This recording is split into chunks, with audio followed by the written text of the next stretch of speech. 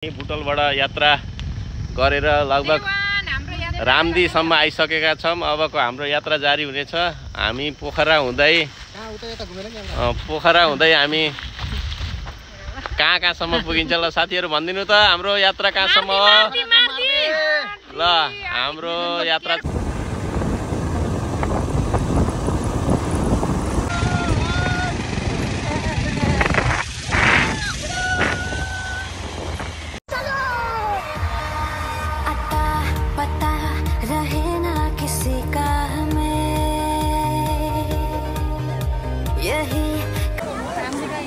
नारायणी सेना छोडी कृष्ण रोज्ने पाथमा अर्जुन दृष्टि रणभूमिमा ब्रह्मास्त्र साथमा अघि लगा रथ मेरो शङ्ख बजा युद्धस्वको नारा लग।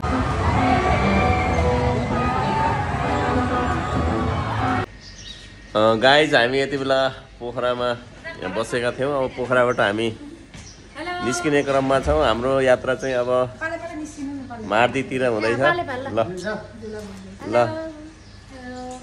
ल हामी चाहिँ अब मार्दी टुरमा जाँदैछौँ। ल हामी अब काँडेबाट अस्ट्रेलियन क्याम्प हुँदै अब हाम्रो मार्दीतिर ट्र्याक सुरु हुँदैछ। ल हाम्रो मार्दीतिर ल गाइस साथीहरू हामी यति बेला चाहिँ हामी मार्दीको यात्रामा छौँ। यहाँ हाम्रो चाइनिज साथीहरू पनि भेटिनु भएको छ। तर जो पनि आउन सक्नुहुन्छ खासै बाटो अठफाट छैन। यसो के नर्मलै हो जस्तो हामी सोचेको थियौँ केही पनि छैन।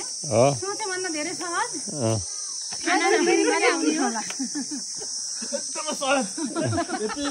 है भर्खर उहाँले चाहिँ के खान आएका है हामी यस्तो भन्नुहुन्थ्यो अहिले। यति बेला हामी प्रितम देउरालीबाट अब हामी फरेस्ट क्याम्पतिर जाँदैछौँ। यो हामी मार्दीको भ्यू हेर्नको लागि साथीहरू अगाडि गइसक्नु भएको छ। ल बाटो यस्तै छ, आउनु होला मार्दी हिमाल हेर्न।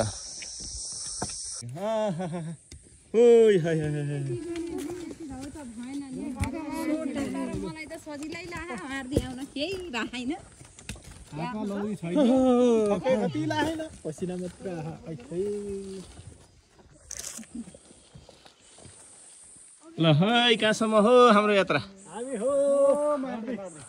मार्दी हो। ल यस्तो खतरा गुफा यहीँ कमाउने मुत्ती रहेछ क्या।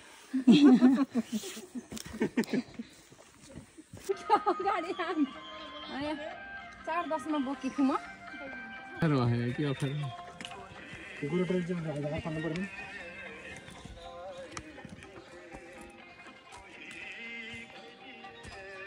भयो अरे बुढी?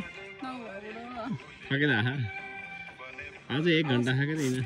म यही सुत्छु अब। सक्दिन घर पनि जान्न।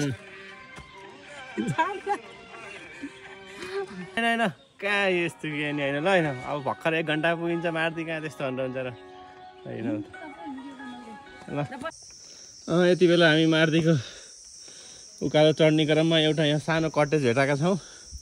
कटेजमा यहाँ चिया पाक्दैछ। ल मलाई 2 कप चिया बनाइदिनुहोस् त।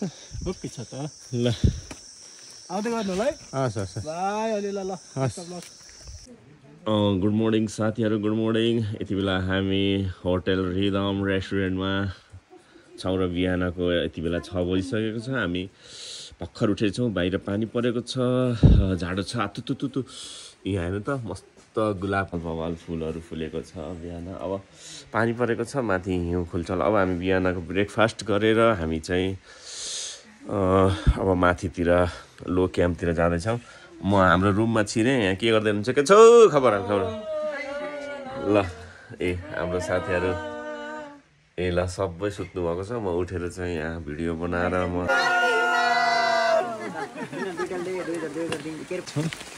त्यो पानी परिरहेको छ तल चिप्लो बाटो देख्नु त त्यो बाटो छ। अब हामी भिडियो बनाउँदै माथि ब्लग बनाउँदै हिँड्दै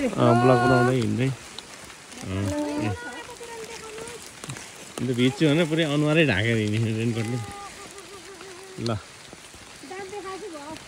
हामी के खान आएको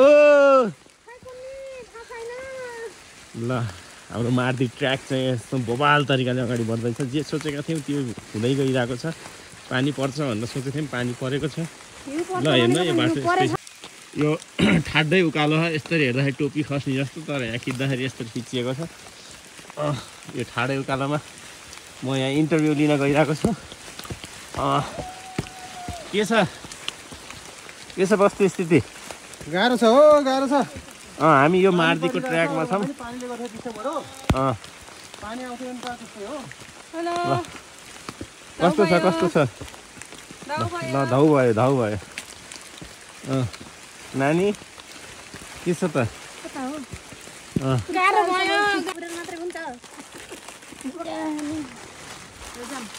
के छ हौ यो झोला कसले बोक्ने हो त ल हेर ल भेट्दै नि त कोक हामी लो क्याम्पमा आएर के छ हालखबर ठिक छ ठिक छ हालत कस्तो छ गएको छ म चितवनबाट जीवन चितवनबाट उहाँ चाहिँ उकालो हिँड्दै हुनुहुन्छ त्यसै गरी उता आउँदै हुनुहुन्छ हाम्रो दाजु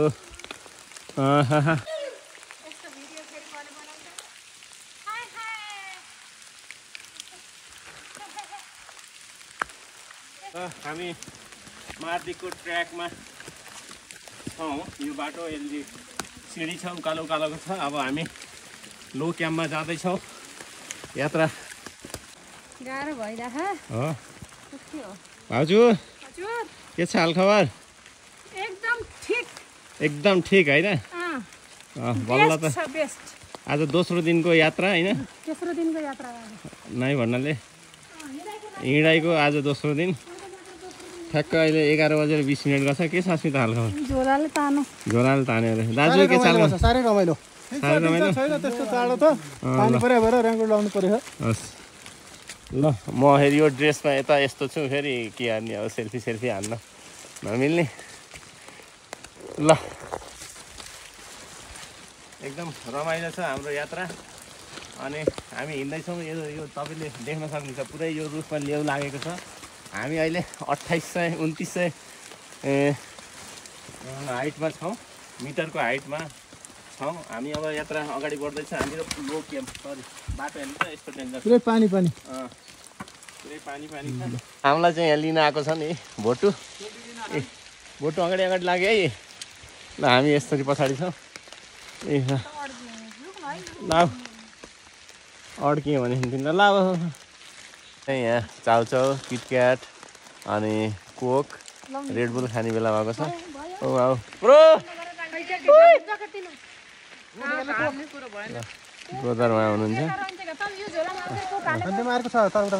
भाउजू भन्नु त अनि के भन्नुभएको थियो अरे केही भन्नु छैन अहिले त मलाई त जात्रै गाह्रो पर्छ यता न उता परियो बिचा परियो यता न उता फर्किने पनि उति बाटो हो जान पनि उति बाटो हो अब यता न उता भइयो के आराम ल हेर्नुहोस् त अब हामी पानी परिरहेको छ यता साथीहरू यसलाई चाहिँ चौरी गाई भन्छ ए चौरी गाई बुङ्गुर जस्तो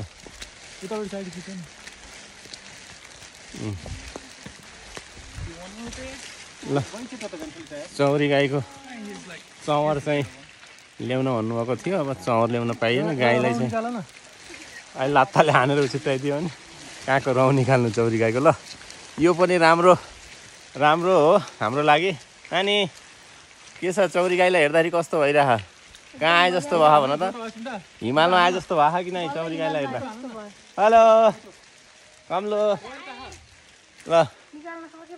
ल चौरी गाईको चौरी गाईको भ्युज हामी हेर्दैछौँ अब है नजिकबाट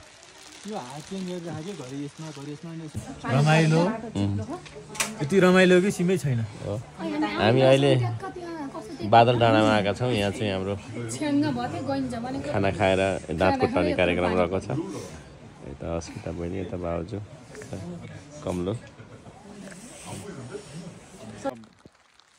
खतरा ठाउँमा आयो पुरा बादल लागेको छ वरिपरि उता हिमाल छ त्यो हामी हिमालको फेरीमा जाँदैछौँ बहुत रमाइलो छ यो ठाउँ एकचोटि चाहिँ आउन पर्छ त्यहाँबाट फर्केको मान्छे यहाँ नआउने अरे त्यसलाई दुर्भाग्य भनिन्छ एउटा सिङ्गल फोटो होइन त्यहाँ भिडियो बनाउन पसार पनि पर्न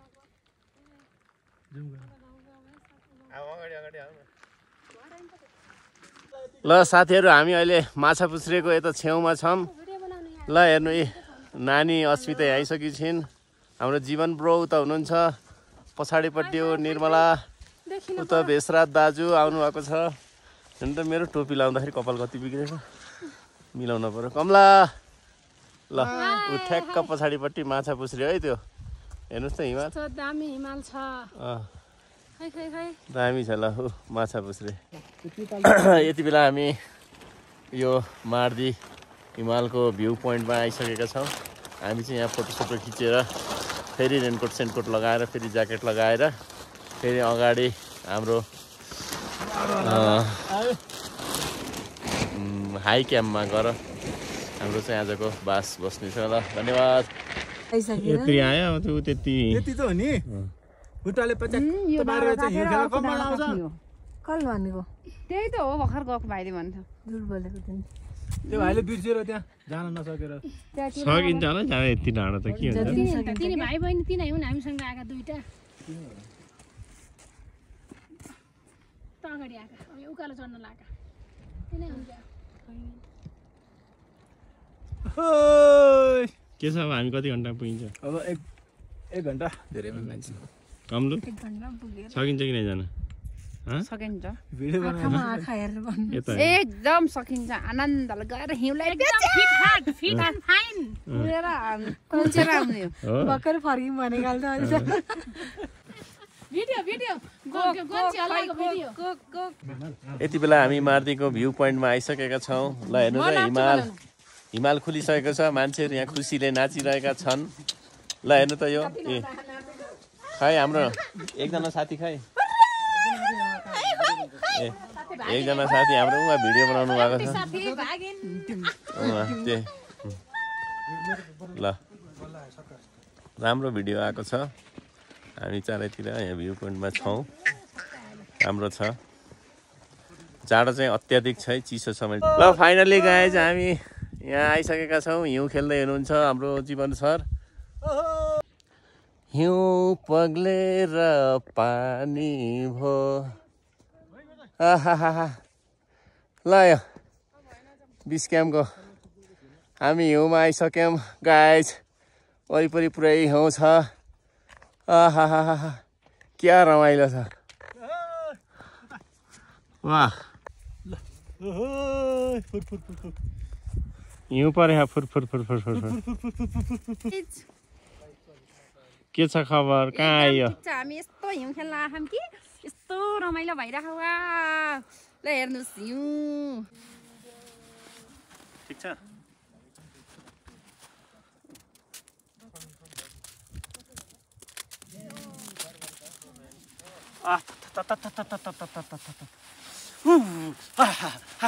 यस्तरी हो कि हिउँ खेल्थ्यो जान्दैन यहाँ यस्तो जम्मा गर्ने त्यसपछि